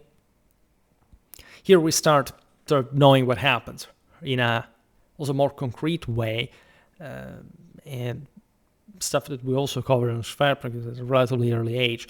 Now, the Indo-Iranian expansion is archaeologically correlated with the Sintashta and Andronovo horizons of the southern Urals in Central Asia, whose chariot technology that, in fact, we described in a video in its genesis, and fortified settlements appear in the early 2nd millennium BC. By the end of the 2nd millennium BC, the funerary practice of cremation emerged as well, involving the interment of containers of ashes in cemeteries termed urn fields. Right, the shift to cremation is first visible in the Carpathian Basin in the Middle Danube around 1300-1200 BC, and rapidly spreads across the northern plain and into Italy within a century. Such fields appeared across the northern plain in Lusatia, as well as in northern Italy, where the Villanovan culture began to spread outward from Emilia. The Lusatian urn fields of the Middle Oda and Vistula regions contain thousands of individual cremation burials, often arranged in dense clusters, suggesting long-term use of the same cemetery lot. The Villanovan culture had been preceded centuries earlier in more westerly locations by the Terra Mare culture, which comes from the Italian for black earth, right, referring to the rich soil of the settlement mounds, a middle to recent Bronze Age complex of roughly 1700-1150 BC, centered in the central Po Valley. The black earth deposits result from intensive organic accumulation from domestic refuse, livestock dung, and repeated rebuilding of timber structures on the same footprint. Terra Mare settlements were typically rectangular or trapezoidal, raised on wooden piles or embankments and surrounded by deep ditches and earthen ramparts that both defended the community and managed seasonal flooding. The rampart and ditch systems are engineered to a high standard here, with ditches reaching depths of 3 to 5 meters and widths of 10 to 20, dimensions requiring coordinated communal labor, right? So a high level of societal organization. Its characteristic piled or embanked rectangular settlements supported intensive irrigated agriculture through canal networks distributing water from the Po and its tributaries, visible in aerial photography and geophysical survey as linear features connecting settlements to main river channels, enabling both irrigation and drainage, alongside cattle and sheep herding and long-distance bronze exchange sourcing tin and copper from the Alps in Central Europe. Canal systems channeled river water into surrounding fields, enabling double cropping of cereals and supporting population densities estimated at 150,000 to 200,000 individuals across roughly 200 sites before sudden abandonment, derived from house counts, settlement areas, and ethnographic analogues of household size under intensive agropastoral regimes. This system suffered a rapid collapse around 1200-1150 BC, linked also here, it's always the same historiographical issue, like the overpopulation, resource exhaustion, climatic aridity. What about at this point in the 2nd century BC, it was actually a wave of peoples that started sort of eroding the system, right? Not necessarily destroying it or overrunning it, but gradually collapsing it under pressure. This is the same thing with the Mycenaean civilization in Hellas, right? We had it so, well, it's just mechanical, socioeconomic. There was warfare, right? There were groups still moving, and there were, as we'll see now, ever more warlike and effective cremation cults, etc., connected with heavenly transfiguration, advancing metallurgy for ever more sophisticated panoplies. I mean, we know what these people were about, by the way. We'll talk more about Bronze Age warfare, but at least we know that the outcome was leaving the plain largely depopulated for centuries, or at least, not organized in the way it had been before. And in fact, as we're just hinting at now, the collapse is synchronous with the wider Mediterranean crisis of the late 2nd millennium BC, and is marked, surprise, like before, we've seen all these crises before the arrival of the Indo-Europeans. Why shouldn't this passage between the Bronze and the Iron Age be connected with that as well? is marked by the abrupt cessation of, or better, my interpretation, as always, just like during the Roman Empire, was mostly an internal collapse of Mediterranean society. Yes, right, but that immediately brought to the push and breakthrough of these other peoples, right? This brings to, in the case here of the northern Italy, to the abrupt cessation of settlement construction, the silting of canal systems. Now, pollen and sediment records indicate intensified deforestation and shift toward drier conditions that may have undermined irrigated agropastoralism. But let's be honest, also at this point, it's always, oh my God, it's the environment. It's people, right? We do know that there were war bands crossing all of Europe, all the Mediterranean. This is the moment we said before, there were groups that were pouring in. Still, and it's normal. Again, it happened later, when at this point Mediterranean civilizations would become stronger than the invaders, and there's a turnover with the Hellenists, with the Italics. But they're first of all the same in the sense of the Indo-Europeans, but there are groups, in fact, still moving in the same way, and even bigger ones in the century. So we kind of understand that this is definitely connected with some further groups out there. We've seen it in so many different videos. So this idea that, again, sediment cores from the Po Plain show a sharp increase in erosion indicators and a decline in cereal pollen immediately preceding the abandonment of rise. There are some studies about, the Byzantine Empire decline in the 6th, 7th century that do not make any sense. If you know the political history of those times, you know that things were going badly for some broader reason, right? Why shouldn't it be? We don't know the history of 1200 BC, right? Because there was no history in these places. But the actual, why shouldn't it happen in the same way, right? How can we think that just because, this is stat, look, the pollen here, but what does that have even to do with? There are so many factors in the system that can completely rig and skew the whole calculation, right? Let's reason more concretely, anthropologically. Right, we do know these were also fiercely tribal societies.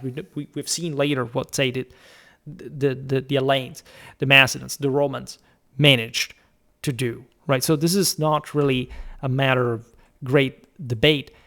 This was an incredibly violent war. There's been a tendency, of course, of archaeology, in the last 50 years, etc., and materialism to explain this all through, complex climatological economic dynamic. No, it's war, all right? It's politics and war. That's what it primarily is.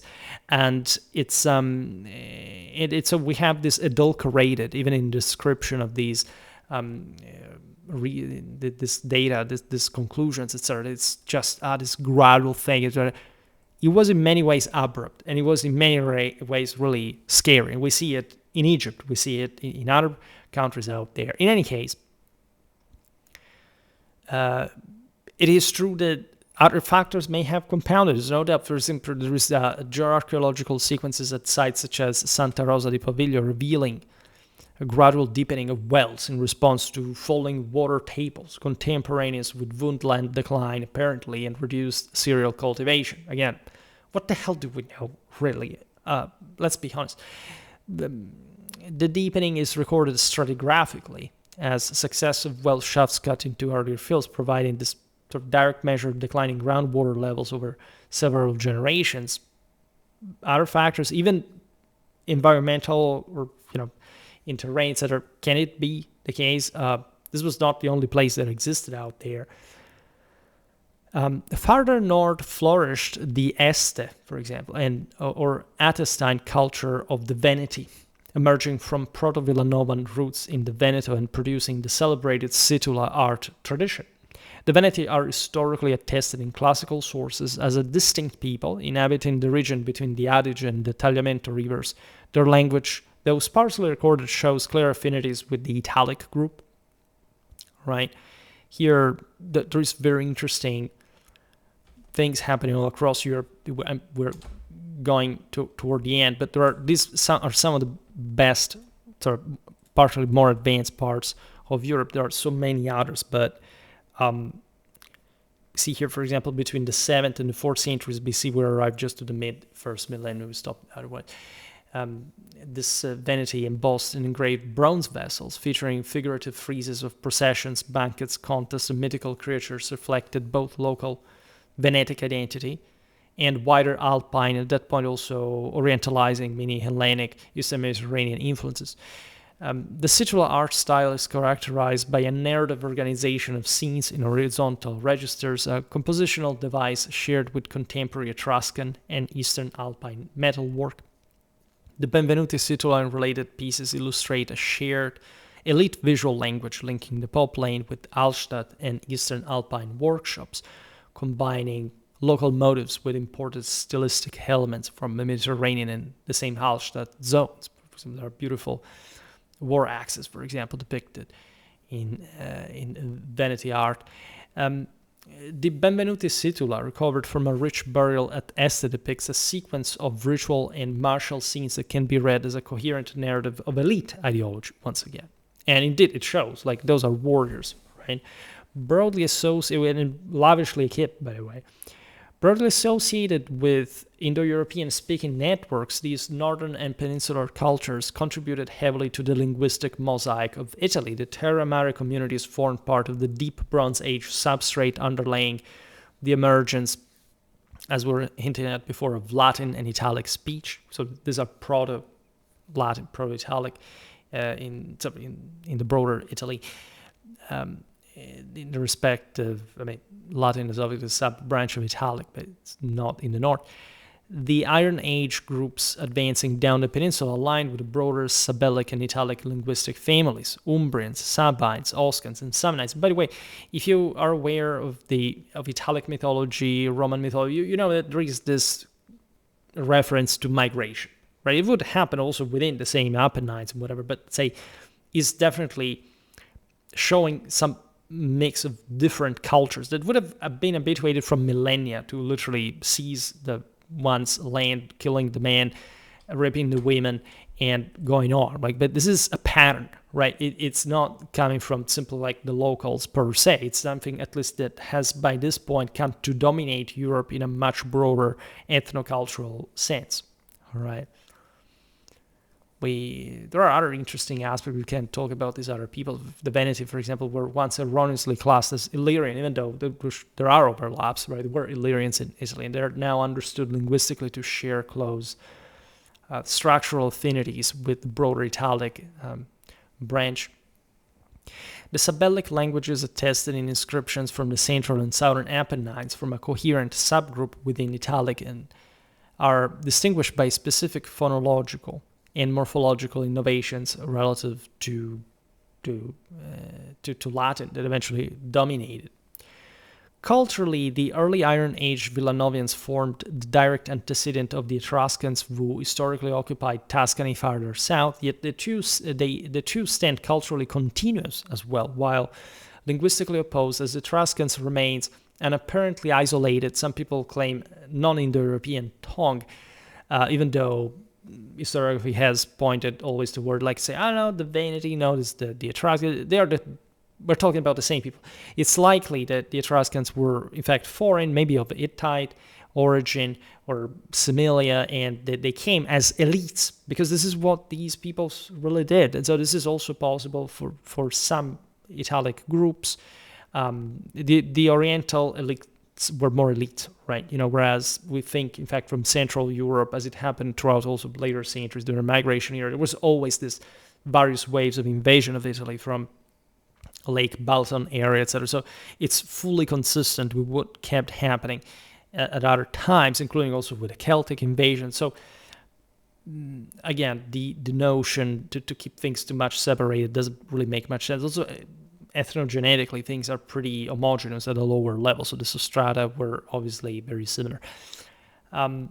Now, the cultural continuity is visible in the uninterrupted development of funerary architecture, ceramic styles, and settlement patterns from Villanovan into early Etruscan phases, while the linguistic discontinuity points to a more complex process of elite language shift or substrate persistence. Made multiple videos about the Etruscans, how they differed from the Italics, also in mindset from Latin literature.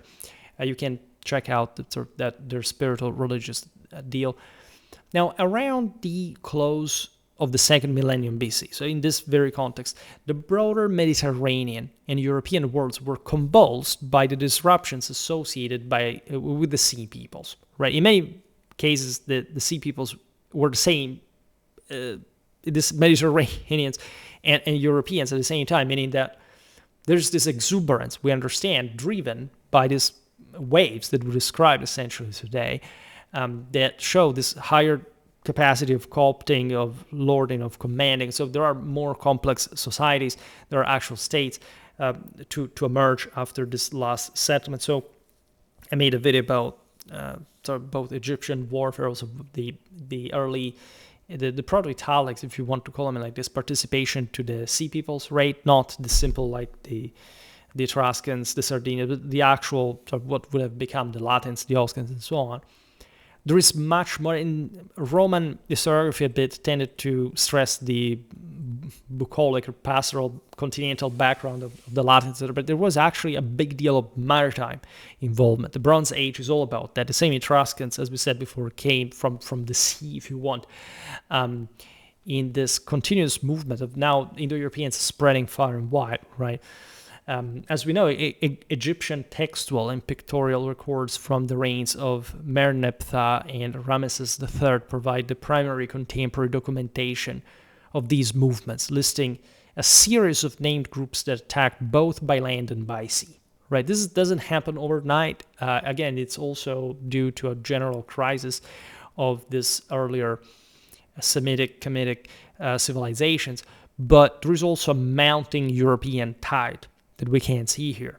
And if these guys had been crossing the Mediterranean, they had necessarily been crossing Europe as well. They may have been also largely the same peoples, right? But we also see, as we will see now, a core Central European expansion, right, of also arms and armor technology. So it's all one with that. And so obviously groups did move still, and the situation was still pretty fluid in Europe, even though the basics or the local demographics did remain relatively unaltered. As recorded in Egyptian sources such as the Medinet Abu reliefs of Ramesses III, these migrations involved seafaring and land-borne coalitions that included groups such as the Philistines in the southern Levant, whose material culture featured Aegean-derived late Helladic Third Sea pottery, architecture with Aegean-type earths, and deep connections to the collapsing Bronze Age networks of Eastern Mediterranean and Aegean. Right? If you have groups that can settle in Palestine from Europe, you do know that definitely within Europe there were same groups that were capable of such movements. Again, I can't stress enough, we don't arrive there today, but look at the Celts, how they could move from a place to another. Think about the boy from Central to Western Europe. Think about the Cimbri and the Teutonics from Northern to Southern Europe. They could cross really from a place to another, right? From Pannonia to Celtiberia. So you don't think that at this point there were massive shifts that brought also into the collapse of the Mycenaean civilization? It doesn't need to have been an ethnic replacement like it happened, say, as we've seen in Britain, in Northern Europe in particular, but still, like, by degrees, by waves, these things would have happened, definitely would have happened.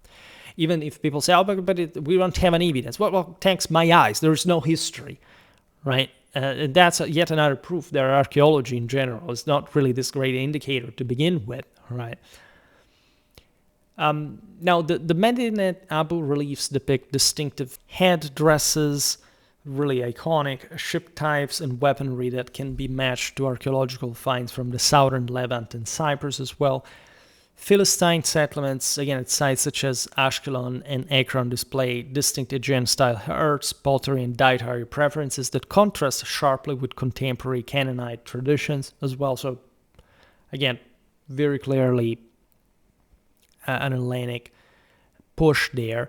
Faunal assemblages from early Philistine levels show elevated frequencies of pig remains relative to local Canaanite sites, a dietary marker that, as you know, aligns with Aegean rather than Levantine preferences, where that was forbidden for hygienic precautions. Entering the Iron Age in the first millennium BC, the Hallstatt culture flourished from the 8th to 6th centuries BC, centered around major salt mining complexes in central Austria, most famously. The Hallstatt period is conventionally divided into 4 phases, A to D. At this point, we can't be more archaeologically precise because naturally we're plenty of archaeological evidence compared to previous era, on the basis mostly of changing metalwork and de facto arms and armor, metalwork styles and burial practices, with the classic salt mining fluorescence falling in phases C and D. The Hallstatt salt mines reached depths exceeding 200 meters, so very highly sophisticated mining technology, with wooden tools, textiles, and even human remains exceptionally preserved by the sterile saline environment, providing an unparalleled record of early Celtic material culture. Right. The preservation conditions have yielded complete sets of mining tools, including wooden picks, shovels, and carrying frames, as well as fragments of woolen clothing and leather footwear that illuminate the daily working environment. These mines generated immense wealth that financed elite trade networks with the Mediterranean, but also actual warband expansion right down the Danube, for example, yielding also Etruscan bronzes, Attic pottery, right, iron antenna hilted swords, and elaborate four-wheeled wagons, right. This was a product of local production of loot, right, but also more common trade, right. The presence of Attic pottery and Etruscan bronzes in Hallstatt elite graves clearly demonstrates direct and indirect contact with the Mediterranean world by the 6th century BC. And we know what was happening, right? There was a massive expansion of the Celts, which in and of itself is one of the best indicators of the fact that indeed peoples could arrive and take over, right? That there are entire groups.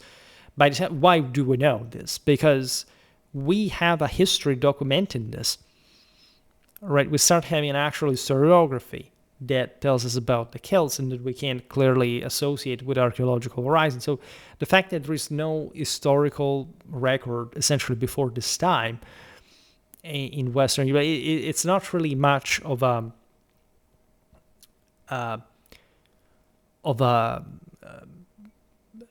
limit for us to understand what was happening in the previous centuries.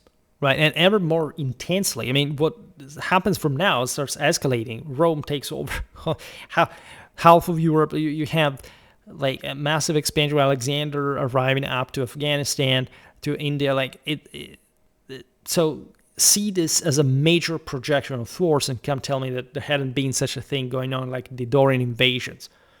Right, at the collapse of Mycenaean civilization. It doesn't make any sense. Oh, but you don't find evidence. Okay, but why would it leave evidence? Like, do you realize how scarce evidence we have of the entire system at this point? It's practically we don't have anything, right? And there are probably also some layers of this. Some of the you don't have to major in the destruction of the entire civilization with this locusts that arrive and set everything. But that's not what happened. I mean, nobody ever even postulated this, I think, in an extreme form, right? But it takes a relatively few to collapse a society that is already sort of exhausted to some degree in its previous expansion. And there's these cycles that reboot that make this stuff happen. Now, originally practicing cremation before returning to inhumation later on, as you know, these early Celtic-speaking communities experienced a westward, depended also on social estates, shift around the mid-first millennium BC as iron technology matured. Right, the shift from cremation to inhumation is accompanied by an increase in the wealth and complexity of grave goods, reflecting also rising social stratification. Cremation and inhumation are anthropologically complicated to describe, so I'm not going to do it in this video because it's already too long the way it is. But in any case, this transition essentially into the Latin culture, right, named after the type site on the Swiss plateau near Lake Neuchâtel, whose 5th to 1st century BC ritual deposits distinct curvilinear vegetal and animal art styles and expanding network of oppida that I also made an entire video on at the beginning of this year, I think, or the very end of last. These were large fortified settlements that function as political, economic, religious centers, and farmsteads accompanied the historical Celtic expansions across Gaul, Britain, and the Balkans. All right, the type site of Latane itself yielded thousands of iron weapons, tools, and decorative objects deposited in the shallow waters of the lake, interpreted as votive offerings spanning several centuries. There would be tens of videos to make on this, but again, the time is limited here. Latane art is characterized by flowing vegetal scrolls, stylized animal forms, and complex geometric interlacing that appear in weapons, jewelry, and ritual vessels, reflecting a sophisticated visual language shared across Celtic-speaking regions from Ireland to the Carpathians. The art style draws on both indigenous Hallstatt traditions and Mediterranean ornamental motifs, producing a distinctive synthesis that remained coherent across the wide geographical range of Celtic settlement. So here, I think we can't stop for a number of reasons aside from time. You understand that the initial Indo-European migrations launches these waves that overrun, that the more, of course, they expand toward the south and more advanced areas, the less genetically impacting they are. There is a divide in Europe between, say, the southwest and northeast in this regard. But at the same time, there is a massive spiritual, linguistic, cultural impact. You don't explain this with archaeology, or you can't explain this through archaeology, but you have to reflect on what this means in a bigger picture. The fact the Indo-Europeans crossed the sea, settled elsewhere. Here I'm not even going to talk about what's happening in Central Asia, as far as Central Asia and even beyond. Would probably be surprised by how much was actually established in an Indo-European mold, even in unsuspectable places, so to say. Today, again, we stopped to Europe, so we didn't have to talk about India or Persia or whatever. But we will, right? We will in other videos. The point being that there's this explosive impact of this culture. It is not something that happens, say, merely, okay, well, there is a counter puncher there, right? There are cultures that we see materially continuing, but that in this sense do not survive, for example, in a linguistic sense, right? The Indo-Europeans take over everything in this regard. And so this speaks of something bigger than it is normally also probably appreciated, right? This is not much about, it was a mix, it was just a synchronous, no, it was an actual takeover, right? And in a deep spiritual, identitary, cultural sense that has eventually taken over the world in later times in this routine rebooting dynamics of Western civilization. It's difficult to stress how important this is, how the European legacy travels far across also direct. Again, the majority of Europeans, it's not even technically step pastoralists in genetic origin, right? But it doesn't matter. Like, it's this mix between West hunter-gatherers, early European farmers, and Anatolian farmer, and the herdsmen, right? What become the riders of the steppes. Here there is all, for example, we didn't talk about the military side of the story because I tried to make this compact and repeating over and over again, but we will do this, for example, from the spread of chariot warfare, right? I really want to make videos about Urnfield warfare, about Yamnaya warfare. There are Belbeaker, but there is really a lot of sort of distinct phases that you can reconstruct that can help shed light through a polymological lens on what was happening in Europe at the time. There is a potent, aggressive affirmation of a model that lives very much in our own European archetype still today. And I think on this channel we need to make any further presentation of the argument because, let's say,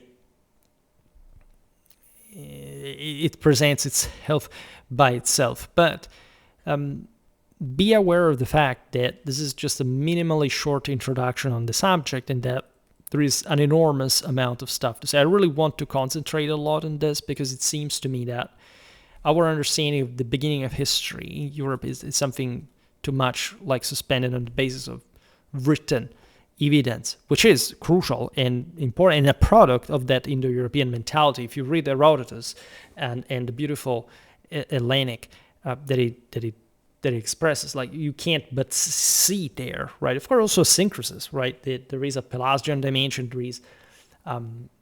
there is a modernization and secularization already. So there is a lot going on in different parts of Europe.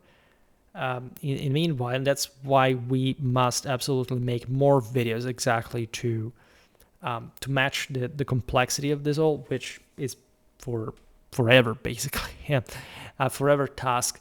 I hope that this video can help all those who come on Schwerpunkt to learn more about the Indo-Europeans that, for obvious reasons, now I have no reason to digress on, tend to be the most very highly appreciated, right? We tend to greatly to make this content very highly appreciated, this subject, this theme. If anything, a greater compass. Many of you already know these things, but from here we won't go but ever more in depth, right? So we were a bit sort of drawing a sketch here. There are so many different cultures and horizons and different finds and more details and so on. Again, in 2 hours I could only do this. That's the reason why this is just the beginning of a series, right? But you can find it. I don't know if you search for Celtic history on Schwerpunkt already. You can find really a lot of stuff in this light, and ancient Celtic warfare, right? Really have a lot of this stuff, and I really hope that this is way more, makes everything look at the matter in way more consistent terms from that original matrix, and we can appreciate all sort of European history more deeply through this perspective. For today, however, I stop it here. I just hope that you enjoyed this video. If you did, please share it. Otherwise, leave a like or subscribe to my channel if you're interested in my upcoming content. As always, I thank you heartily for listening to me. I wish you a nice time and see you next time. Bye.